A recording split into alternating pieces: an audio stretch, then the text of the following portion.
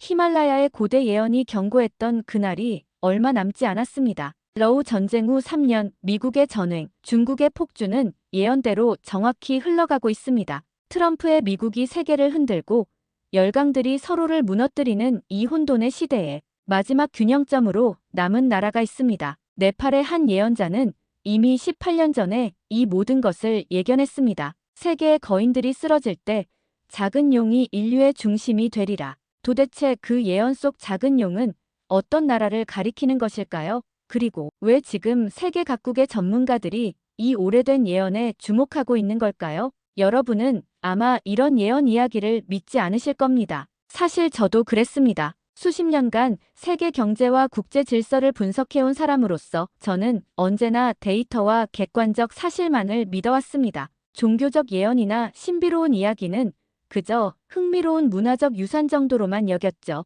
하지만 지금 세계의 모든 것이 변하고 있습니다. 강대국들은 서로를 향해 칼을 겨누고 국제 질서는 무너지고 있으며 그 혼돈 속에서 놀랍게도 한 작은 나라가 세계의 중심으로 부상하고 있습니다. 그리고 더 놀라운 사실은 이 모든 일이 18년 전 히말라야에서 들었던 그 예언과 정확히 일치한다는 것입니다. 그때는 그저 웃어넘겼던 그 말들이 이제는 마치 현재를 보는 듯한 정확성으로 다가오고 있습니다. 이게 단순한 우연일까요? 아니면 우리가 모르는 더 큰 진실이 있는 걸까요? 전 세계가 혼란에 빠진 지금 유일하게 균형을 유지하고 있는 그 작은 용의 정체가 밝혀지는 순간 여러분은 아마도 큰 충격에 빠지게 될 것입니다. 그리고 그 충격은 곧 자부심으로 바뀔 것입니다. 안녕하세요. 저는 존 피셔입니다. 영국 출신의 전직 OECD 경제정책 분석관이었고 현재는 은퇴 후 글로벌 리서치 네트워크의 자문위원으로 활동하고 있습니다. 이야기를 시작하기 전에 좋아요와 구독 부탁드립니다. 제가 앞으로 들려드릴 이야기는 단순한 분석이나 추측이 아닌 제가 직접 경험하고 목격한 놀라운 사실들입니다. 제 경력 동안 저는 수많은 국제 위기와 경제적 변동을 분석해왔습니다. IMF 위기도, 2008년 글로벌 금융위기도, 코로나19의 세계적 충격도 모두 겪었습니다. 그리고 그 어떤 혼란 속에서도 결국 세계는 항상 강대국들의 주도로 다시 질서를 찾아왔습니다. 저는 그것이 불변의 법칙이라고 믿었습니다. 데이터는 거짓말을 하지 않으니까요. 2007년 저는 네팔 카트만두에서 열린 아시아 경제 포럼에 참석했습니다. 회의가 끝난 후 저는 문화 탐방의 일환으로 히말라야 기슭의 한 작은 사원을 방문했습니다. 그곳에서 저는 나완 타파라는 노승을 만났습니다. 그는 수십 년간 명상과 고대 문헌 연구에 전념해온 사람이었죠. 처음에는 그저 관광객으로서 간단한 대화를 나눴을 뿐입니다. 하지만 그가 제 직업을 알게 되자 갑자기 진지한 표정으로 이런 말을 했습니다. 당신은 세계의 흐름을 연구하는 사람이군요. 하지만 당신이 보는 것은 표면일 뿐입니다. 깊은 흐름이 있습니다. 물론 저는 그의 말을 진지하게 받아들이지 않았습니다. 그러자 그는 이렇게 말했습니다. 강한 자는 스스로를 무너뜨리고 고요한 땅에서 균형이 시작된다. 세계의 거인들이 쓰러질 때 작은 용이 인류의 중심이 되리라. 물과 불 사이에 위치한 반도의 사람들이 세계의 다리가 될 것이다. 당시 저는 그저 미소를 지으며 고개를 끄덕였을 뿐입니다. 동양의 신비주의적인 이야기로 치부했던 거죠. 메모장에 적어두긴 했지만 그것도 흥미로운 여행 일화 정도로만 생각했습니다. 시간이 흘러 2025년 트럼프가 재선에 성공하고 러시아 우크라이나 전쟁은 여전히 계속되며 세계 질서는 더욱 혼란스러워졌습니다. 미국은 미국 우선주의를 내세우며 동맹국들과의 관계마저 희생시키고 있었습니다. 중국은 대만을 향한 군사적 긴장을 고조시키고 있었고요. 제가 오랫동안 믿어왔던 국제 질서의 법칙이 하나둘 깨지기 시작했습니다. 하지만 저는 여전히 냉소적이었습니다. 세계는 늘 요동쳐왔고 결국 또 원래대로 돌아올 것이다. 이것이 제 마음속 깊은 곳의 믿음이었습니다. 그런데 최근 글로벌 금융시장이 동시다발적으로 요동치기 시작했습니다. 미국 국채가 안전자산으로서의 지위를 잃어가고 달러 의존도가 급격히 하락했습니다. 더 이상 강대국 중심의 질서 회복이라는 패턴이 작동하지 않는 것처럼 보였습니다. 그런 어느 날 저는 오래된 여행 가방을 정리하다가 18년 전 네팔에서 적었던 그 메모를 발견했습니다. 그리고 그 순간 오래전 들었던 예언의 말이 다시 제 귓가에 울렸습니다. 강한 자는 스스로를 무너뜨리고 고요한 땅에서 균형이 시작된다. 처음으로 저는 그 말의 의미를 곰곰이 생각해 보기 시작했습니다. 그리고 점점 더 불안해졌습니다. 지금 세계에서 벌어지고 있는 일들이 그 예언과 너무나 정확히 일치하고 있었기 때문입니다. 강한 자, 즉 미국과 중국이 스스로를 무너뜨리고 있었습니다. 그렇다면 고요한 땅, 작은 용, 물과 불 사이의 반도라는 표현은 무엇을 의미하는 걸까요? 어떤 나라를 가리키는 걸까요? 그 답을 찾기 위한 저의 여정이 지금부터 시작됩니다. 그리고 여러분은 곧 그 놀라운 진실을 알게 될 것입니다. 18년 전 네팔에서의 기억은 단지 흥미로운 일화에 불과했습니다. 하지만 제 오래된 여행 메모를 다시 들춰보니 그곳에 적힌 예언의 말들이 마치 현재를 이야기하는 것처럼 느껴졌습니다. 정말 소름 돋는 순간이었습니다. 메모에는 이렇게 적혀 있었습니다. 강한 자는 스스로를 무너뜨리고 고요한 땅에서 균형이 시작된다. 마지막까지 남는 민족은 이름 없이 빛나는 땅에서 태어난다. 물과 불 사이에 위치한 반도의 사람들이 세계의 다리가 될 것이다. 처음에는 그저 동양의 철학적 표현이라고 생각했던 이 문장들이 이제는 마치 구체적인 예언처럼 다가왔습니다. 특히 강한 자는 스스로를 무너뜨린다는 문장이 계속 제 머릿속을 맴돌았습니다. 그리고 저는 분석가로서 본능적으로 이 문장들이 현재 세계 정세와 어떻게 연결되는지 살펴보기 시작했습니다. 놀랍게도 그 연결점들은 생각보다 훨씬 명확했습니다. 첫째, 트럼프의 미국은 점점 더 많은 동맹국들로부터 외면받고 있었습니다. 제가 최근 입수한 자료에 따르면 미국에 대한 국제적 신뢰도는 역사상 최저점을 기록했습니다. 2025년 기준 42개국 중 38개국에서 미국의 호감도가 급락했으며 특히 전통적 우방국인 캐나다에서는 무려 44%나 하락했습니다. 한국에서도 38%가 감소했죠. 왜 이런 일이 벌어진 걸까요?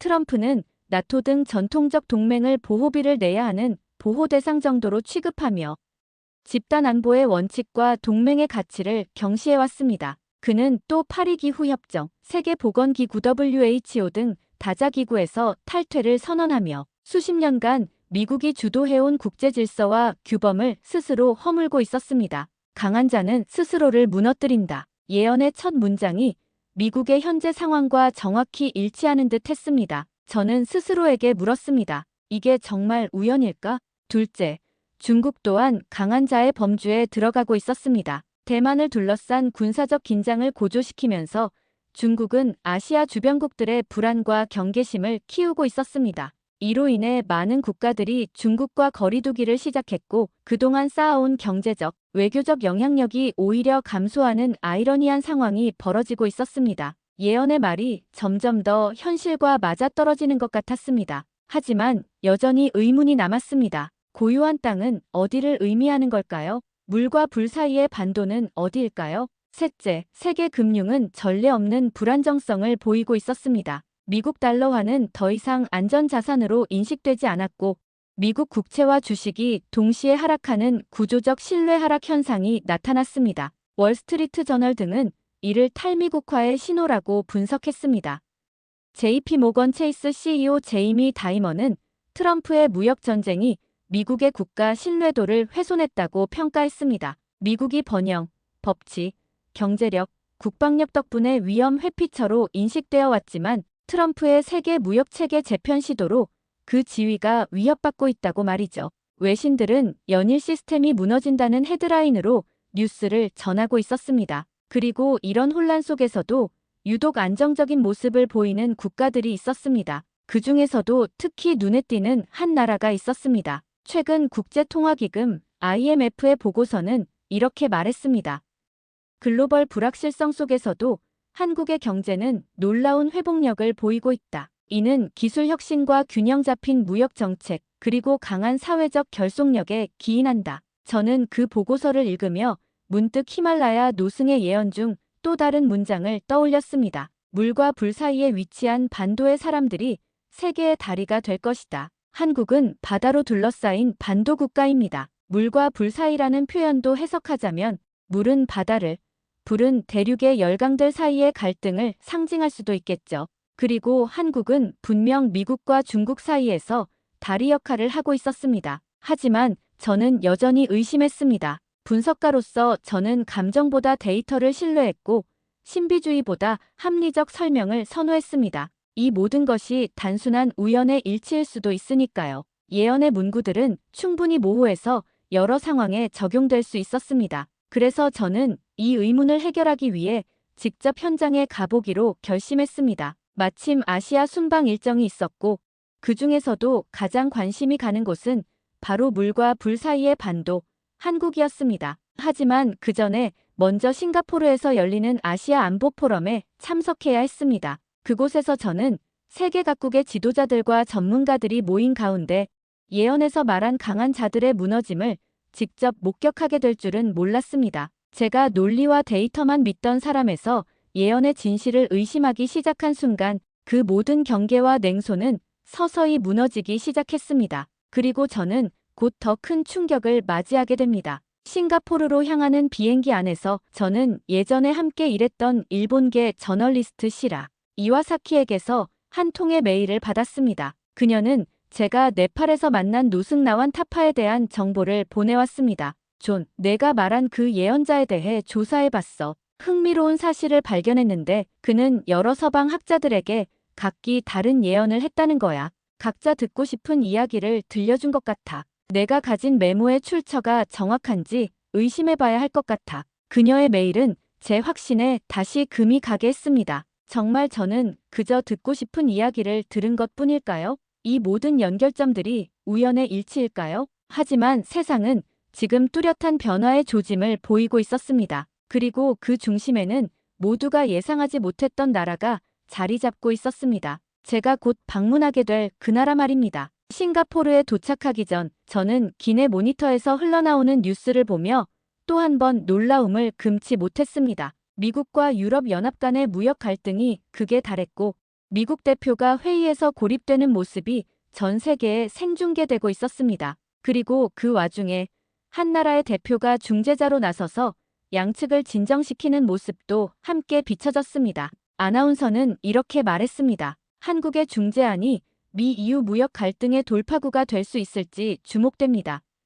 저는 이 모든 상황이 우연인지 아니면 정말 18년 전 그 예언이 현실이 되고 있는 것인지 확신할 수 없었습니다. 하지만 한 가지는 확실했습니다. 세계의 판도가 바뀌고 있었고 제가 모르는 무언가가 움직이고 있었습니다. 그리고 그 변화의 중심에는 제가 이제 막 방문하려는 나라가 있었습니다. 싱가포르에 도착하면 어떤 일이 벌어질지, 그리고 그 후 서울에서는 어떤 충격적인 진실을 발견하게 될지 저는 아직 알지 못했습니다. 싱가포르 창이 공항에 도착했을 때 이미 도시 전체가 아시아 안보 포럼으로 들썩이고 있었습니다. 전 세계 각국의 대표단과 언론인들이 모여들었고 공항부터 경호와 보안이 삼엄했습니다. 저 역시 글로벌 리서치 네트워크의 자문위원 신분으로 이 중요한 회의에 참석하게 되었습니다.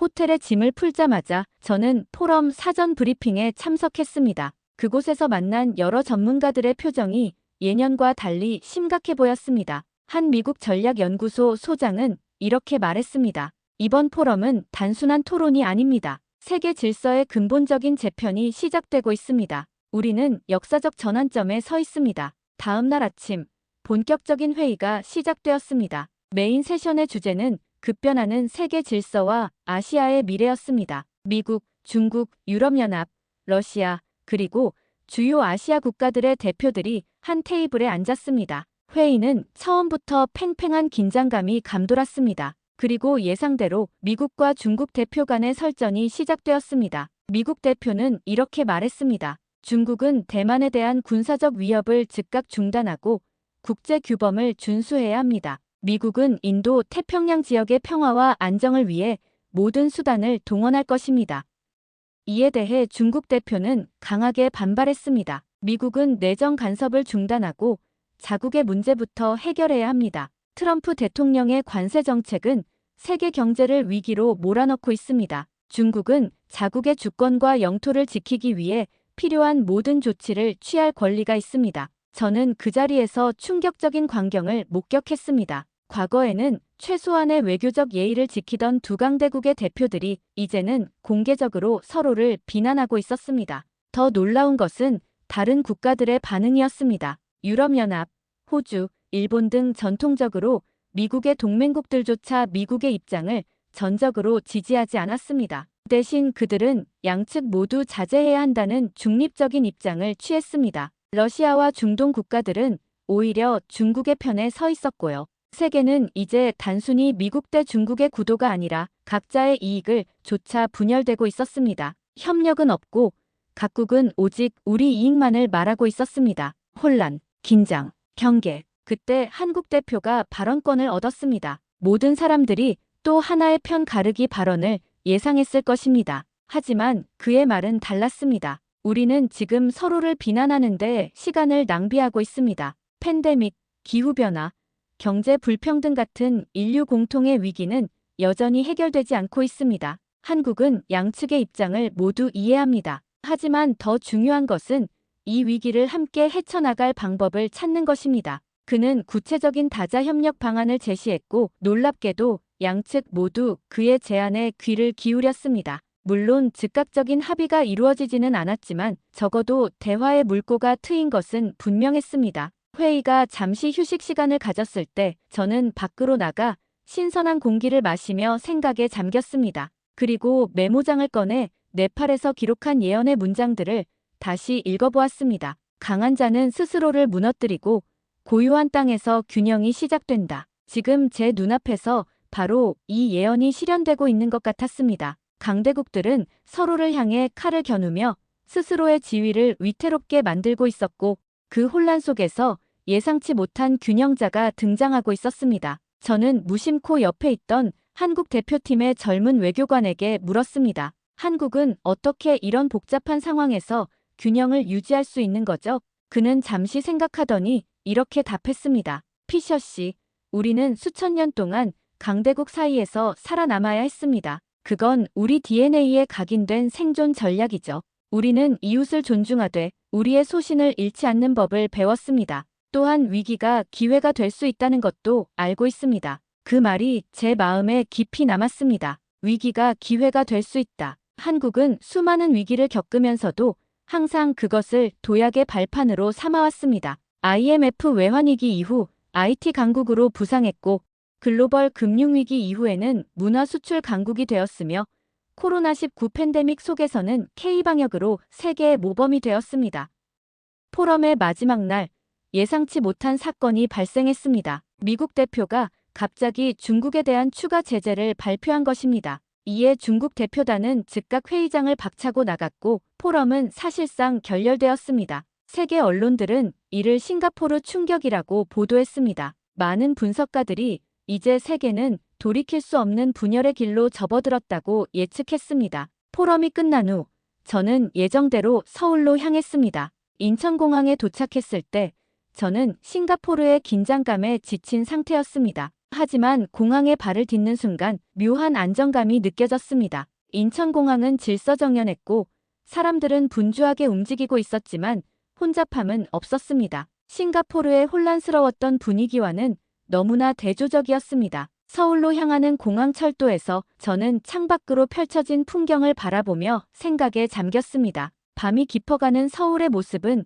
고요하면서도 활기가 넘쳤습니다. 빼곡히 들어선 고층 빌딩들 사이로 한강이 은빛으로 흐르고 있었고 도시는 화려한 불빛으로 가득했습니다. 고요한 땅, 문득 예언의 단어가 떠올랐습니다. 호텔에 체크인한 후 저는 제 일정을 확인했습니다. 다음 날 서울에서 긴급하게 조직된 경제 세미나에 참석하기로 되어 있었습니다. 그곳에서 저는 김태원 교수를 만나게 될 줄은 몰랐습니다. 다음 날 아침, 저는 일찍 일어나 호텔 주변을 산책했습니다. 아침 러시아워 시간이었지만 도로는 막히지 않았고 사람들은 질서 있게 움직이고 있었습니다. 커피숍에서 아침을 해결하면서 저는 창밖으로 보이는 시민들의 모습을 관찰했습니다. 한 노인이 횡단보도 앞에서 신호를 기다리다가 갑자기 비틀거리자 주변에 있던 여러 사람들이 즉시 달려가 그를 부축했습니다. 그 모습이 너무나 자연스러워 보였습니다. 누가 시킨 것도 아닌데 여러 사람이 동시에 반응한 것입니다. 이어서 저는 세미나가 열리는 장소로 향했습니다. 포스트 글로벌 위기 시대의 경제 협력이라는 주제로 열리는 이 세미나는 싱가포르 포럼의 결렬 이후 급히 마련된 후속 조치의 일환이었습니다. 세미나장에 들어서자 놀라운 광경이 펼쳐졌습니다. 미국과 중국 대표들이 싱가포르에서의 충돌에도 불구하고 이 자리에 함께 참석해 있었던 것입니다. 물론 서로 거리를 두고 있었지만 적어도 같은 공간에 있다는 것 자체가 놀라웠습니다. 세미나는 예상보다 훨씬 건설적인 분위기로 진행되었습니다. 특히 한국 측이 제안한 위기 극복을 위한 다자간 경제, 협력 방안에 대해 참석자들의 반응이 긍정적이었습니다. 심지어 미국과 중국 대표도 이 제안에 원칙적으로 동의한다는 입장을 밝혔습니다. 세미나가 끝난 후 리셉션에서 저는 한국대학의 동아시아 문명사 전문가인 김태원 교수와 마주치게 되었습니다.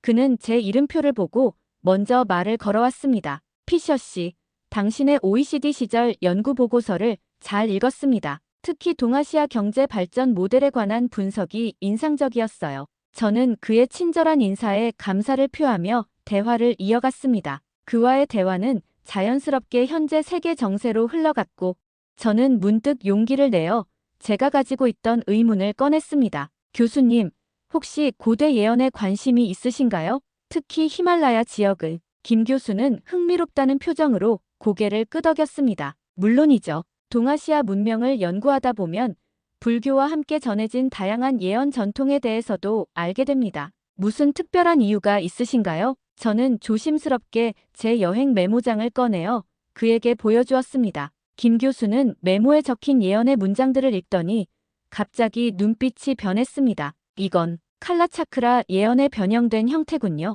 특히 이 고요한 땅과 물과 불 사이의 반도라는 표현이 매우 흥미롭습니다. 저는 그의 반응에 긴장하며 물었습니다. 이게 어떤 의미인지 아시나요? 김 교수는 잠시 생각에 잠기더니 대답했습니다. 고요한 땅은 한국을 가리키는 고대 표현 중 하나입니다. 한국의 옛 이름 중 하나인 조선은 아침의 고요함이라는 의미를 담고 있죠. 그리고 물과 불 사이의 반도. 이건 더 명확합니다. 한반도는 말 그대로 물바다로 둘러싸인 반도이며 불은 대륙의 강대국들 간의 충돌과 갈등을 상징할 수 있습니다. 그의 말에 저는 소름이 돋았습니다. 예언이 실제로 한국을 가리키고 있다는 사실이 점점 더 명확해지고 있었습니다. 김 교수는 계속해서 말했습니다. 피셔 씨, 우리는 강대국 사이에서 1000년을 살아남았습니다. 그 비결은 단순히 기술이나 경제가 아닙니다. 우리는 무너져도 다시 일어서는 법을 알고 질서와 혁신의 균형을 지키는 민족입니다.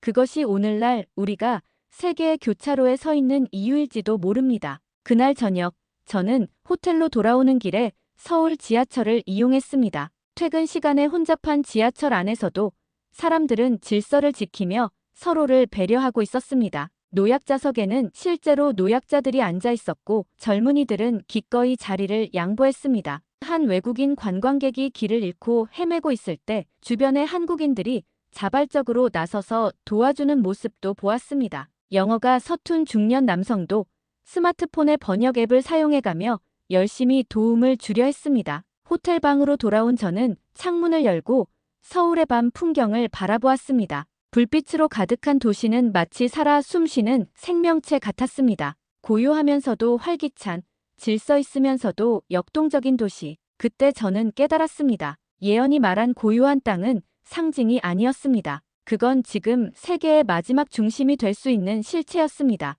그 중심이 한국이었습니다. 호텔 창밖으로 서울의 밤 풍경을 바라보며 저는 오랜 시간 침묵에 잠겼습니다. 지금까지 수많은 나라를 방문했지만 이곳에서 느껴지는 감정은 분명 달랐습니다. 자료와 데이터로는 설명할 수 없는 무언가가 존재했습니다. 분석가로서의 저는 항상 객관적 사실과 증거를 우선시해왔습니다. 국가의 가치는 GDP, 기술력, 군사력, 외교적 영향력 등 계량화할 수 있는 지표로 평가해왔죠. 그런 기준으로 볼 때 한국은 분명 선진국이지만 미국이나 중국, 일본 같은 초강대국은 아니었습니다. 그런데 왜 예언은 한국을 가리키고 있는 걸까요? 왜 고요한 땅이 세계의 균형점이 된다는 걸까요? 다음 날 아침, 저는 세미나 주최 측에서 마련한 첨단기술 연구소 방문 일정에 참여했습니다. 버스를 타고 도심을 벗어나 대전의 한 연구단지로 향하는 동안 저는 창밖으로 변화하는 한국의 풍경을 바라보았습니다. 고층 빌딩이 즐비한 도심에서 한강을 지나 녹음이 우거진 산들, 그리고 첨단 과학단지로 이어지는 풍경은 마치 한국의 역사를 압축해서 보여주는 듯 했습니다. 연구소에 도착하자 젊은 연구원이 저희를 맞이했습니다. 그는 유창한 영어로 자신을 소개했습니다. 환영합니다. 저는 이 연구소의 책임연구원 박민준입니다. 오늘 여러분께 저희의 최신 반도체 및 배터리 기술을 소개해 드리겠습니다. 우리는 첨단 장비들이 가득한 실험실을 둘러보았습니다. 박 연구원은 자세하게 설명을 이어갔습니다. 여러분이 보시는 이 기술은 단순한 제품이 아닙니다. 이것은 세계의 미래를 바꿀 수 있는 기술입니다. 우리의 차세대 반도체는 전력 소모량을 기존 대비 70% 줄이면서도 성능은 40% 향상시켰습니다. 이는 AI와 친환경 에너지 시스템의 핵심이 될 것입니다. 그가 보여주는 기술의 수준은 분명 세계 최고였습니다. 하지만 더 인상적인 것은 그와 다른 연구원들의 태도였습니다. 그들은 자신들의 성과를 자랑하면서도 겸손함을 잃지 않았고 경쟁보다는 협력을 강조했습니다. 우리의 목표는 단순히 세계 시장을 지배하는 것이 아닙니다. 이 기술로 인류가 당면한 에너지 문제, 환경 문제를 함께 해결하고 싶습니다. 설명을 듣는 동안 저는 문득 이 기술들이 현재 세계 경제 시스템에서 얼마나 중요한 위치를 차지하고 있는지 깨달았습니다. 한국의 반도체와 배터리가 없다면 미국의 첨단 무기 시스템도 중국의 통신 인프라도 유럽의 친환경 자동차도 작동할 수 없을 것입니다. 세계의 거인들이 서로를 무너뜨리는 갈등 속에서도 이 작은 나라의 기술은 모든 이에게 필수 불가결한 요소가 되어 있었습니다. 연구소 방문을 마치고 서울로 돌아오는 길 버스 안에서 저는 창밖을 바라보며 깊은 생각에 잠겼습니다. 문득 우리 일행을 안내하던 가이드의 말이 귓가에 맴돌았습니다. 한국은 1000년 이상 중국, 일본, 러시아와 같은 강대국 사이에서 살아남아왔습니다. 우리는 56번의 외침을 받았지만 한 번도 다른 나라를 침략한 적이 없습니다. 그리고 매번 폐허에서 다시 일어났죠. 저는 문득 과거 한 다큐멘터리에서 봤던 장면이 떠올랐습니다. 2011년 일본 대지진 당시 한국의 한 노인이 쓰러진 간판을 세우고 길에 널린 쓰레기를 먼저 치우던 모습이 내 기억에 남아 있었습니다. 인터뷰에서 그 노인은 이렇게 말했었죠. 이건 남을 위해서라기보다 우리 스스로를 위한 거지요. 우리는 질서 속에서 더 강해집니다. 당시에는 그저 특이한 문화적 습관이라고 생각했지만 지금은 그것이 한국의 본질을 보여주는 순간이었음을 깨달았습니다. 질서와 회복, 균형에 대한 깊은 이해가 이 민족의 정체성에 새겨져 있는 것 같았습니다. 서울로 돌아온 저녁,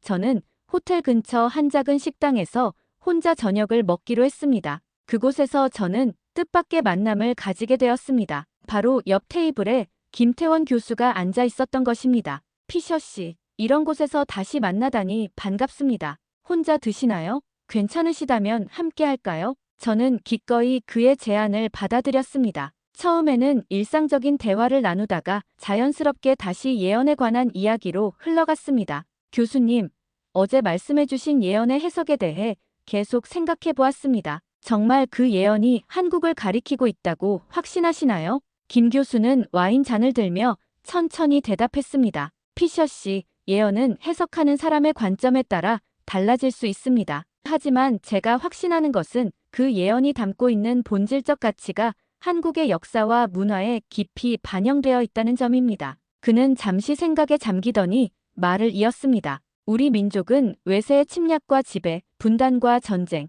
가난과 독재를 경험했습니다. 그 모든 고난 속에서도 우리는 학문을 중시하고 예술을 사랑하며 공동체 의식을 지켜왔습니다. 지금의 한국은 그런 역사적 경험이 만들어낸 결과물입니다. 저는 그의 말에 깊이 공감하며 물었습니다. 그렇다면 지금의 세계 혼란 속에서 한국이 균형의 중심이 될 수 있다고 보시나요? 김 교수는 미소를 지으며 대답했습니다. 저는 그렇게 믿습니다. 우리는 민주주의와 시장 경제를 발전시키면서도 공동체의 가치를 잃지 않았습니다. 서구의 개인주의와 동양의 공동체주의를 조화롭게 융합했죠. 또한 우리는 미국과 중국 모두와 좋은 관계를 유지하며 이념보다는 실용을 중시합니다. 이런 균형 감각이 지금 세계에 필요한 것 아닐까요? 그날 밤 호텔로 돌아온 저는 제 노트북을 펼쳐 지난 몇 년간의 글로벌 경제, 정치, 사회 트렌드를 다시 분석해 보았습니다. 이번에는 완전히 다른 시각으로 말이죠. 놀랍게도 데이터는 분명한 패턴을 보여주고 있었습니다. 전통적인 강대국들이 쇠퇴하는 가운데 한국은 꾸준히 영향력을 확대해 왔습니다. 반도체, 배터리, 조선, 자동차 등 핵심 산업에서 한국은 이미 세계의 중심이 되어 있었습니다. 그뿐만 아니라 문화적 영향력도 급증했습니다. K-팝, K-드라마, K-영화는 전 세계 젊은이들의 라이프 스타일에 영향을 미치고 있었습니다. 한국의 민주주의와 방역 시스템, 디지털 정부는 여러 나라의 벤치마킹 대상이 되었습니다. 이 모든 것을 객관적으로 분석해 보니 히말라야의 예언은 단순한 신비주의가 아닌 현실을 정확히 짚어낸 통찰력 있는 예측이었습니다. 작은 용이 세계의 중심이 된다는 예언은 이미 현실이 되어가고 있었습니다. 다음 날, 저는 경복궁을 방문하기로 했습니다. 현대적 도시 한가운데 위치한 고궁의 모습은 한국의 정체성을 상징하는 듯 했습니다. 전통과 현대가 공존하는 조화로운 균형, 과거를 보존하면서도 미래를 향해 나아가는 유연함. 궁 안에서 한복을 입은 젊은이들이 스마트폰으로 사진을 찍는 모습이 인상적이었습니다. 그리고 외국인 관광객들을 친절하게 안내하는 노란 조끼를 입은 자원봉사자들. 그들은 유창한 외국어로 한국의 역사와 문화를 설명하고 있었습니다. 한 외국인이 자원봉사자에게 물었습니다.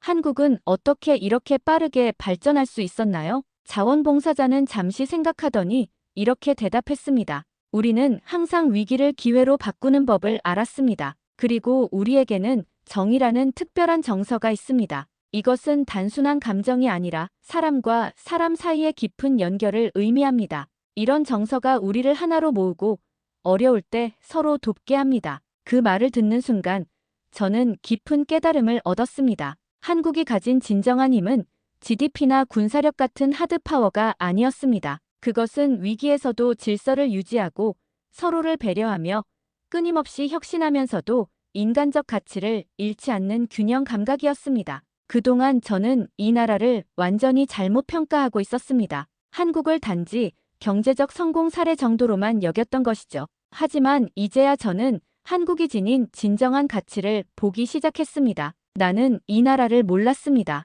아니, 알면서도 외면했던 것 같습니다. 저는 경복궁의 광화문 앞에 서서 마음속으로 중얼거렸습니다. 그리고 처음으로 이성적 분석이 아닌 감정으로 이 땅이 인류의 균형이 될 수 있다는 확신에 다가섰습니다. 그날 오후, 저는 서울 종로의 한 전통 찻집을 방문했습니다. 그곳에서 우연히 시라 이와사키를 만났습니다. 네팔에서의 예언을 의심했던 바로 그 일본계 저널리스트였죠. 존, 여기서 만나다니 놀랍네요. 서울에서 뭐 하세요? 저는 간략하게 제 일정을 설명했고 곧 대화는 세계 정세와 예언 이야기로 이어졌습니다. 시라, 당신이 보낸 메일 이후로 많은 생각을 했어요. 그리고 이곳에 와서 직접 관찰하며 더 많은 것을 깨달았습니다. 그녀는 호기심 어린 눈빛으로 물었습니다. 그래서요? 여전히 그 예언을 믿나요? 저는 잠시 생각하다가 대답했습니다. 이제는 믿음의 문제가 아닌 것 같아요. 현실이 이미 그 예언을 증명하고 있으니까요. 세계의 강대국들이 서로를 무너뜨리는 동안 한국은 조용히 균형자로 부상하고 있어요. 이건 단순한 우연이 아닙니다. 시라는 여전히 의심스러운 표정을 지었습니다. 정말요? 한국이 미국이나 중국보다 더 중요한 나라가 될 거라고 생각하세요? 저는 차분히 대답했습니다. 중요성은 단순히 크기나 힘으로 결정되는 것이 아니에요. 균형과 조화를 통해 세계에 기여하는 방식도 중요하죠. 지금 이 혼란스러운 시대에 한국은 바로 그런 역할을 하고 있어요. 그녀는 여전히 회의적인 표정이었지만 곧 화제를 바꿨습니다. 그러나 대화를 마치고 헤어질 때 그녀가 마지막으로 한 말이 인상적이었습니다. 존, 당신이 이렇게 변한 것이 놀랍네요. 항상 차갑고 분석적이던 사람이 이제는 거의 영적인 통찰을 말하고 있어요. 그녀의 말이 맞았습니다. 저는 분명 변하고 있었습니다. 평생 데이터와 객관적 증거만을 신뢰했던 저였지만 이제는 더 깊은 차원의 진실을 보기 시작했습니다. 그날 밤 저는 한강변을 산책하며 별이 빛나는 하늘을 바라보았습니다. 강을 따라 늘어선 고층 빌딩들의 불빛이 물에 반사되어 마치 또 다른 우주를 만들어내는 것 같았습니다. 이곳에서의 경험은 저의 세계관을 완전히 바꿔놓았습니다. 저는 처음으로 이성과 직관, 물질과 정신, 개인과 공동체 사이의 균형이 얼마나 중요한지 깨달았습니다. 그리고 그 균형의 중심에 한국이 있었습니다. 저는 강변의 벤치에 앉아 18년 전 네팔에서 만났던 노승나완 타파의 마지막 말을 떠올렸습니다. 당시 저는 메모에 적지 않았던 그의 말. 당신은 언젠가 고요한 땅으로 가게 될 것이고 그곳에서 진정한 균형의 의미를 깨닫게 될 것입니다. 그의 예언은 현실이 되었습니다. 저는 지금 고요한 땅, 한국에 와 있었고 진정한 균형의 의미를 깨닫고 있었습니다. 그리고 이제 저는 알았습니다. 이런 깨달음이 저 혼자만의 것이 아니라는 사실을. 전 세계가 서서히 한국이 보여주는 새로운 가능성에 주목하기 시작하고 있었습니다. 서울의 밤하늘 아래 저는 오랫동안 가지고 있던 분석가로서의 냉소와 거리감이 완전히 무너지는 것을 느꼈습니다. 그리고 그 자리에 새로운 믿음과 희망이 자라나고 있었습니다. 세계는 지금 격변의 시대를 겪고 있지만 그 혼돈 속에서 새로운 질서가 태어나고 있었습니다. 그리고 그 중심에는 한국이 있었습니다. 한국에서의 마지막 날, 저는 인천국제공항으로 향하는 길에 창밖으로 펼쳐진 풍경을 바라보았습니다. 고층 빌딩들과 푸른 산들, 반짝이는 강물, 그리고 그 사이에서 분주히 움직이는 사람들. 이제 저는 이 풍경을 완전히 다른 시선으로 바라보고 있었습니다. 귀국을 앞두고 저는 히말라야에서 들은 또 하나의 말을 떠올렸습니다. 마지막까지 남는 민족은 이름 없이 빛나는 땅에서 태어난다. 처음에는 그 말이 허황되게만 들렸습니다. 하지만 지금 제 마음속에는 확신이 자리 잡고 있었습니다. 그 이름 없이 빛나는 땅은 바로 여기 한국이었습니다. 국제 미디어에서는 항상 미국, 중국, 유럽, 러시아와 같은 강대국들의 이야기가 줄을 이뤘습니다. 반면 한국은 상대적으로 이름 없이 존재했지만 그 빛은 분명했습니다. 꾸준히, 조용히, 그러나 강하게 빛나고 있었죠. 공항 라운지에 앉아 대기하는 동안 저는 제 여행 메모장에 마지막 기록을 남겼습니다. 세계의 거인들이 서로를 무너뜨리는 동안 고요한 땅에서 균형이 시작된다. 그곳은 한국이다. 왜 그 작은 나라가 마지막 균형점이 되는가? 그들은 무너져도 다시 일어서는 법을 알고 있기 때문이다. 그들은 질서와 혁신, 개인과 공동체, 전통과 미래 사이의 균형을 지키기 때문이다. 그들은 갈등보다 조화를, 분열보다 연결을 선택했기 때문이다. 메모를 마친 후 저는 공항 창밖으로 마지막으로 한국의 하늘을 바라보았습니다. 그 순간 저는 깨달았습니다. 이 여정은 단순히 예언을 확인하는 과정이 아니었습니다. 이것은 제 자신의 내면에 대한 여행이었으며 세계를 바라보는 제 시각의 완전한 전환이었습니다. 평생 데이터와 이성만을 신뢰했던 저였지만 이제는 눈에 보이지 않는 가치와 정신적 균형의 중요성을 깨달았습니다. 그것은 한국이 저에게 준 가장 큰 선물이었습니다. 비행기에 오르기 전 저는 김태원 교수에게서 온 문자 메시지를 확인했습니다. 피셔 씨, 안녕히 가세요. 우리의 대화가 당신에게 통찰을 주었다면 기쁘게 생각합니다. 기억하세요. 예언의 중요성은 그것이 맞느냐 틀리느냐가 아니라 우리가 그것을 통해 무엇을 배우느냐에 있습니다. 언제든 다시 한국을 방문하시면 연락주세요. 그의 말은 제 마음에 깊이 와닿았습니다. 그렇습니다. 중요한 것은 예언 자체가 아니라 그것이 우리에게 가르쳐주는 교훈입니다. 비행기가 이륙하고 창밖으로 서서히 작아지는 한국의 모습을 바라보며 저는 마음속으로 다짐했습니다. 이 경험을 세계와 나눌 것입니다. 한국이 보여준 균형과 조화의 가치를, 그리고 그것이 어떻게 미래 세계의 모델이 될 수 있는지를 말입니다. 런던으로 돌아온 저는 곧바로 글을 쓰기 시작했습니다. 제목은 강한 자의 몰락과 균형의 시작 한국이 세계의 중심이 되는 이유였습니다. 이 글은 처음에는 제 개인 블로그에 게시되었지만 놀랍게도 빠르게 확산되어 주요 국제 미디어에서도 다루게 되었습니다. 많은 사람들이 제 주장에 의문을 제기했습니다. 한국이 정말 세계의 새로운 중심이 될 수 있을까? 그러나 시간이 지날수록 더 많은 사람들이 그 가능성을 진지하게 고려하기 시작했습니다. 런던 한 카페에서 인터뷰를 하던 중 기자가 물었습니다. 피셔 씨, 당신이 이런 주장을 하게 된 결정적 계기는 무엇입니까? 어떤 데이터나 사건이 있었나요? 저는 잠시 생각하다가 미소를 지으며 대답했습니다. 데이터? 아니요. 데이터만으로는 설명할 수 없습니다. 제가 본 것은 데이터 너머의 진실입니다. 세계가 혼란에 빠질 때 질서를 지키는 나라, 갈등이 깊어질 때 조화를 추구하는 민족, 그리고 위기가 왔을 때 그것을 기회로 바꾸는 지혜, 그것이 한국의 본질입니다. 그리고 저는 마지막으로 이렇게 덧붙였습니다. 결국 남은 건 한국이었습니다. 그건 국가의 우열이 아니라 가장 인간적인 힘이 무엇인지 증명한 결과였습니다. 이건 단지 예언이 적중한 게 아니라 누가 끝까지 사람다움을 지켜냈는가의 이야기입니다. 여러분, 세계는 지금도 변화하고 있습니다. 강대국들의 갈등은 더욱 깊어지고 불확실성은 커지고 있습니다. 하지만 그 혼돈 속에서도 한 작은 나라가 균형과 조화의 빛을 비추고 있습니다.